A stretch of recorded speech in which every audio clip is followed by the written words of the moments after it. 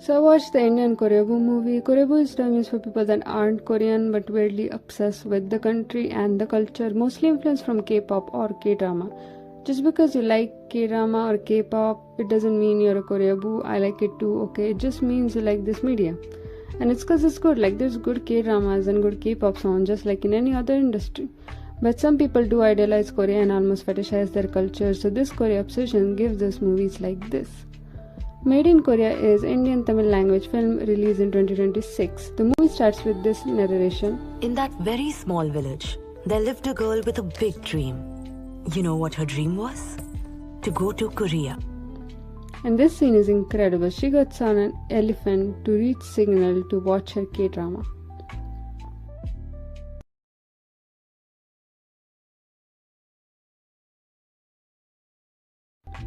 I am so glad to witness this. Then we get the title. We see these people who are going to meet Shenba from Korea to India. This girl's name is Shenba. Shenba played an ancient Tamil princess who goes to Korea in her school function. This is where her fascination started. She slowly learned more things about Korea and formed a dream of one day going there. She tells this guy who is her crush that one day she wants to go to Korea. He tells her she can go there by train, so she tries that. Doesn't work out and she gets scolded by her father. I'm mentioning this because it did actually happen. 3 13-year-old girls did try to go to Korea from Tamil Nadu. It didn't work out. They were found and reunited with their families. I think it happened in like 2024. So yeah, anyway, she grows up and her dad wants her to take over their restaurant. They think she'll slowly forget about Korea, but her dream only gets bigger. She decides to get a loan to go to Korea, which the loan giver dude says isn't really possible, but she can try for a student loan. He asks her why would she take a loan to go to Korea, to which she says, Sir, tell me who's your favorite hero? Why did you get married to your wife? Why did you choose to be a manager in this bank? Some questions are best left unanswered. I want to go there, that's all. I don't know what to say. Her parents find out and they are of course upset about it. Her mother says it's time to arrange her marriage, but she's in love with Money, the crush from before. He's kind of in a bad situation right now. He apparently took a loan and can't pay off, so he is working as a bartender, which isn't a kind of job that her parents would approve of. Her parents take notice of their closeness and arrange her marriage to this dude. He finds out and asks her to run away with him, which she does, but they are both lost about their life and she starts regretting leaving her family behind. He suggests they should both go to Korea to live and to work since she always wanted to go there. She gets on the plane and gets seated, but it's taking him longer, so she calls him and he says he'll be there soon. She calls her parents too and they're mad because her dad did come to meet her to give her the money from the loan she took, but she disrespected him. Yes, apparently Money met her father and lied to him, saying she doesn't want to see him and took the money. Money took the money. Anyway, the money wasn't actually from her loan, it was her father's own money. She calls Money money. She calls Money, but of course he doesn't pick up. He basically scammed her, so now she's in mid-air. Her relationship with her parents is ruined, her boyfriend betrayed her, and she barely has any money. But at least she gets to go to Korea. Oppa! Anyway, she gets to Korea. As she gets out the airport, there's this magician dude who gives her this. What a magical place. She gets to her hotel, which I thought would be like a scam, like he would lie about that and she would be homeless, but it's real. He sends her a voice note where he's basically like, yeah, I kind of betrayed you and stole your money and abandoned you, but I got you to Korea technically, so I made your dream come true. I swear to God. Next day she gets ready and goes out, I'm assuming to get a job. She's so much stronger than me, like her life just fell apart. Even if she does go back, her parents are mad at her, so she like has no one there. If I was in this situation, the hotel would have to do a major cleanup in that room. She just wanders around and at night she decides to get drunk. Ma'am, you're in a foreign country whose language you don't speak and with little money. Incredible decision.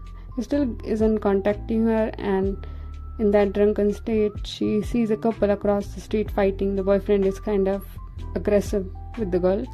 The boyfriend reminds her of Money, so with all the rage in her for Money, goes out and slaps him, the boyfriend, and takes the girlfriend with her. This is assault, so she ends up in jail. Oh gosh, she's in jail, she doesn't know Korean, how will she communicate?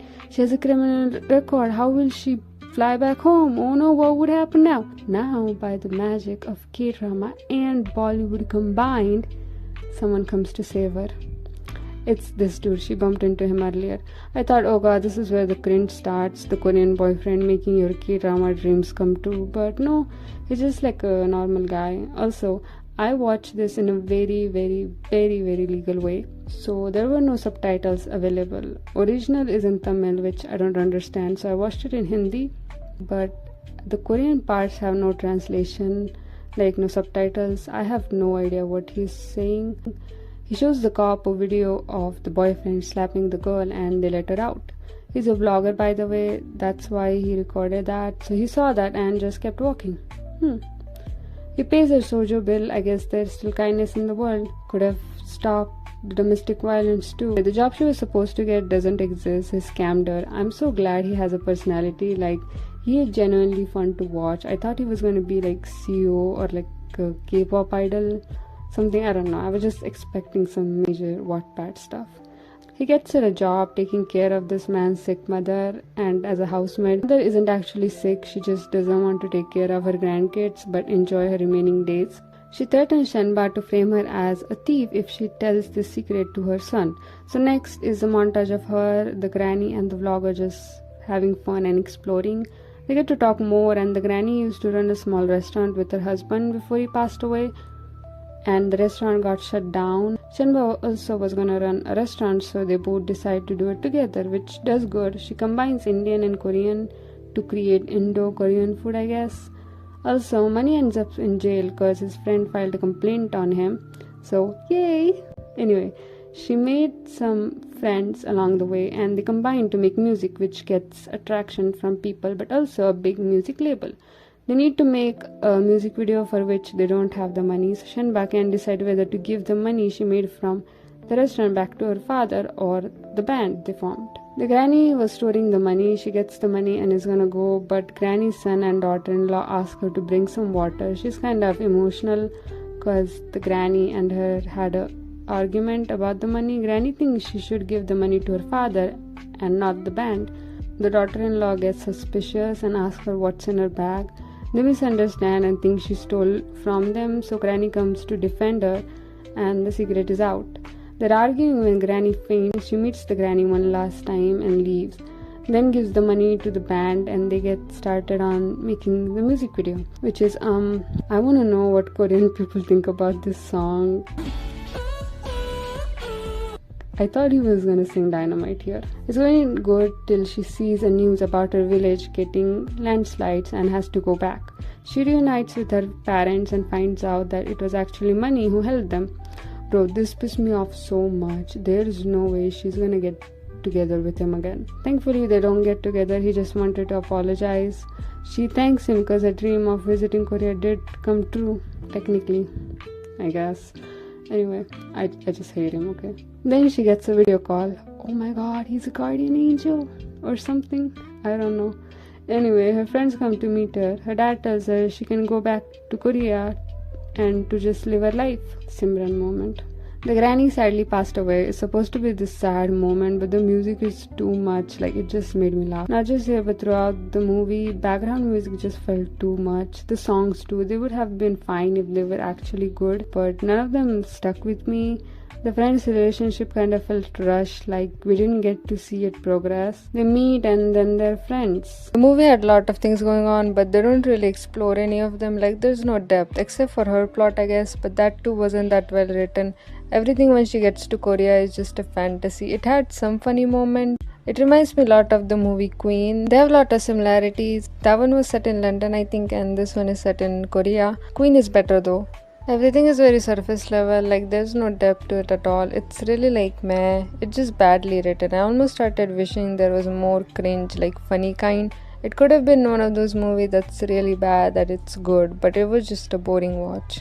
The acting was good, but the characters aren't that well written, so there's not much that the actors can do when the characters just aren't developed at all.